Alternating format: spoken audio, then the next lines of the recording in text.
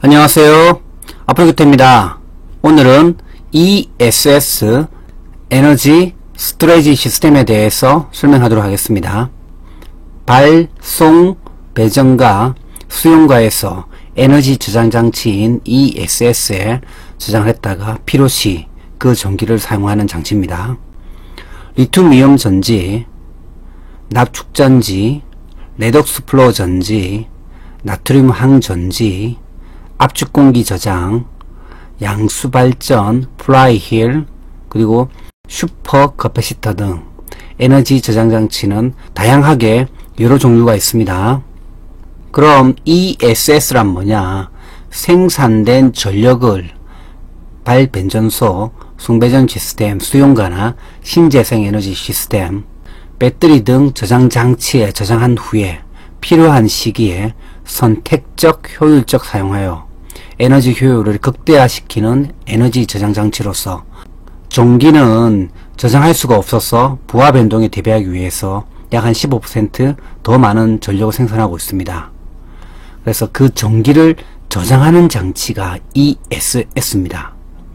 경부하 시간대 보통 요금이 58.4원 정도 되고 저장된 전력을 최대 부하 시간대인 148.9원 정도 하거든요.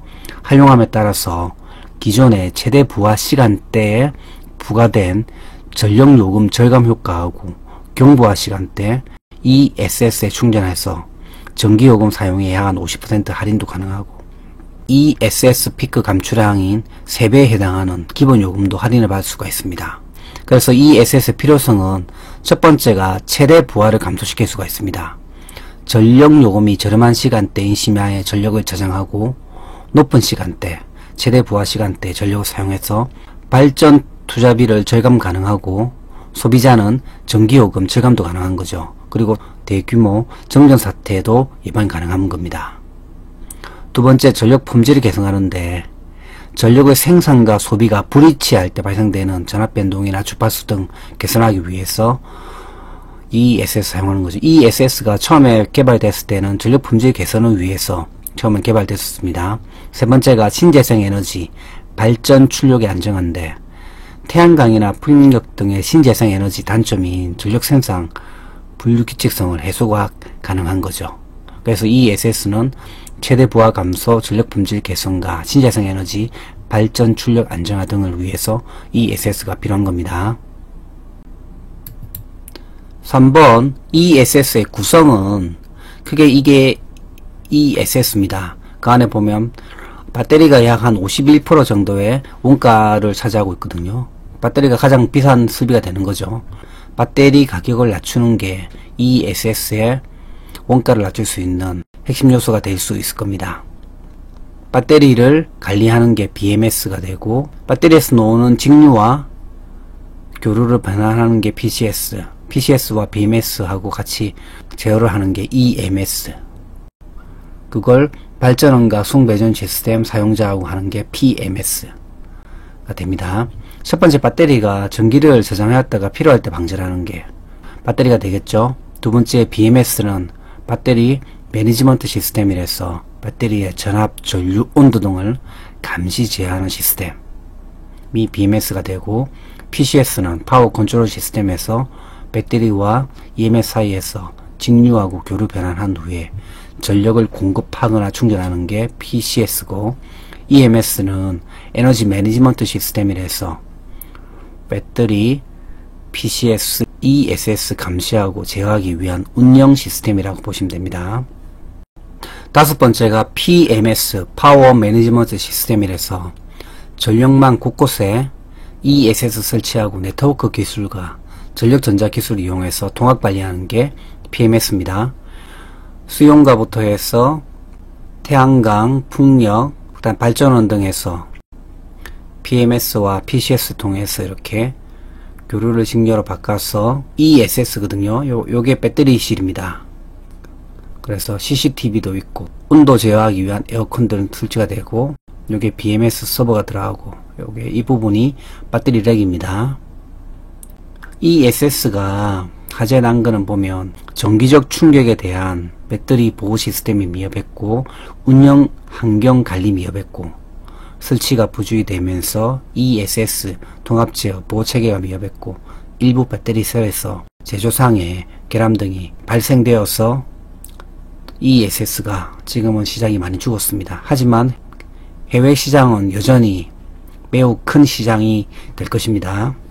4번 ESS 종류별 특징은 저도 서브노트에 이런 식으로 그냥 그림을 그려놨는데 플라이힐 전지, 리튬이온 전지, 레독스 플로우 전지, 나트륨항 전지, 압축 공기하고 양수 발전. 양수 발전이 가장 용량이 크게 발전할 수 있는 거죠. 배터리 방식은 리튬이온 전지가 주로 되어 있고 비배터리 방식에서 양수 발전이 주를 이루고 있습니다. 간단하게 설명드리고 뒤에서 좀 더 자세히 설명드릴게요. 리튬이온 전지는 양극하고 음극 간의 리튬이온 이동에 의해서 저장하고 나트륨항 전지는 용융상 나트륨과 항반응으로 전기 저장하고 레독스 플로우 전지는 액체 전해질 전기학 반응에 따라서 중방전하고 슈퍼커패시터는 이온의 표면에 전기학적 흡착으로 전기 저장하고 양수발전은 심야전기를 이용해서 아래쪽의 물을 높은 곳으로 끌어올려 보관한 후에 수력발전으로 전기 생산하고 압축공기 저장은 폐광 등의 공기를 고압 압축해서 지하에 저장했다가 필요할 때 사용하고 플라이힐은 플라이힐을 회전운동에 의해서 전기를 저장. 1번 배터리 방식은 리튬이온 전지하고 레독스 플로우 전지, 레독스 흐름 전지라고도 합니다. 나트륨항 전지를 수명 같은 경우는 충방전 사이클에 의해서 2000회에서 4000회 정도가 리튬이온 전지고 레독스 플로우 전지는 3000에서 5000 정도 수명이 더 길죠.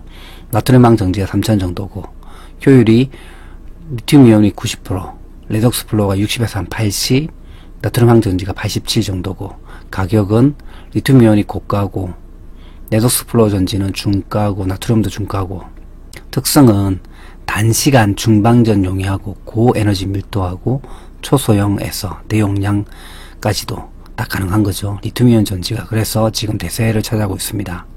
레독스 플로우 전지 같은 경우는 큰 부피를 차지하고 저효율이고 대용량 가능합니다.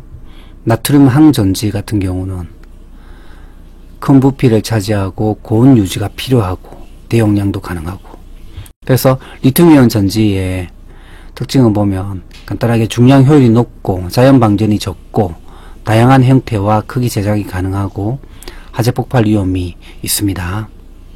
2번 레독스 플로우 전지, 레독스 흐름 전지라고도 합니다. 서브노트에는 요 그림을 하나 적어주시면 됩니다.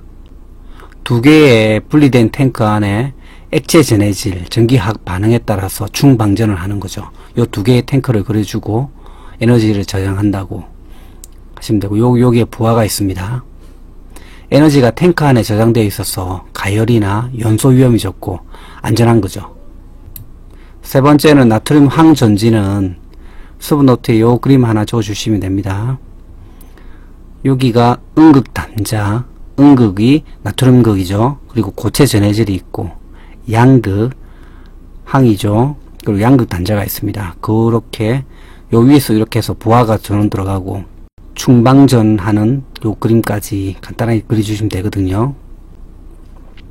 용융 상태에 나트륨하고 항반응으로 전기를 저장한다. 저속도입니다. 이거는 시중에 유통되고 있는 나트륨 항전지입니다. 4번이 슈퍼커패시터는 이렇게 활성탄소 등의 표면에 전기 에너지를 저장한 후에 높은 전류를 순간적으로 연속적으로 공급하는 거죠. 그래서 반영구적인 수명과 낮은 저항 특성과 에너지 밀도가 낮은 단점이 있습니다. 여기가 플러스 양극, 여기가 마이너스 극에서 여기가 셀 케이스가 되고 분리막이 있고 집 전체에 있고 여기가 활성탄 등의 전극물질인 거죠. 그래서 전도성 탄소층이 있고 여기는 전해액 들어가는 겁니다. 리튬이온의 단점인 충방전이 느리고 수명이 짧은 단점을 보완해서 고속 충방전과 장수명 가능해서 주파수 제어용 ESS로 사용하고 있습니다. 두 번째가 비배터리 방식인데 첫 번째가 플라이힐. 플라일의 회전운동인 거죠. 플라일의 회전운동에 의해서 전기에너지를 운동에너지로 저장한 후에 필요시 다시 전기에너지로 바꿔서 사용하는 게 플라이힐이거든요. 요게 플라이힐의 모양이고, 요거는 안에 내부 이렇게 코일들이 이렇게 들어있는 이런 내부입니다. 전기에너지를 운동에너지로 변환한다고 보시면 됩니다. 두 번째가 압축공기 저장인데, 심야에 잉여 전력을 이용해서 폐광이나 동굴 등에 지하의 공기를 고압으로 압축 저장한 후에 최대 부하 때 발전을 하거든요. 여기가 강원도 정선의 폐광을 이용해서 설치한 압축공기 에너지 저장 시스템입니다. 동굴이나 폐광 등에 해서 압축된 공기를 가지고 발전을 하는 거죠. 세 번째가 양수발전 같은 경우는 잉여 전기를 활용해서 심야전기죠. 아래쪽에 물을 높은 곳으로 끌어올려 보관한 후에 수력발전으로 전기를 생산하는 거거든요.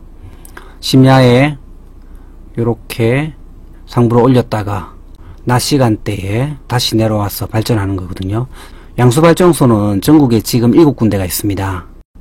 산청, 무주, 삼낭진, 청송, 예천, 양양, 청평 등에 있거든요. 경기도 포천, 강원도 홍천군, 충북 영동군에 3곳 더 지을 예정으로서 하나 짓는데 약 한 1조 정도가 소요된다고 합니다. 다섯 번째가 ESS 화재 예방 대책을 간단하게 적었어요. ESS 화재가 발생하는 원인이 전기적 충격에 의해서 배터리 보호 시스템이 미흡하고 운영환경 관리 미흡, 설치 부주의, ESS 제어 통합 보호 체계 미흡했고 일부 배터리 셀에서 제조상 결함 등이 복합적 요인에 의해서 ESS 화재 사고가 발생을 했었습니다. 그래서 충전율 하향 조치하고 운영기록 저장과 보정장치 설치하는 게 되는데, 일반인이 출입하는 건물에는 충전율을 80%까지 이하로 해야 되고, 일반인이 출입하지 않는 독립된 전용 건물에는 90% 이하로 충전해야 됩니다. 그리고 운영기록 저장하고 보정장치를 설치하는 것까지 해서 ESS 화재 예방 대책으로 했습니다. ESS가 화재가 발생하기 전에는 전기를 저장할 수 있는 유일한 장치였잖아요. 그래서 시험에 놓을 확률도 매우 높았고 자주 놓았었습니다. 화재 이후로 해서 국내에서는 많이 죽었습니다. 하지만 호주라든지 유럽 등에 이런 ESS 시장이 더 커지고 있거든요. 여러분들에게 조그마한 도움이 되셨다면 구독과 좋아요 부탁드리겠습니다. 이상 앞으로 규태였습니다.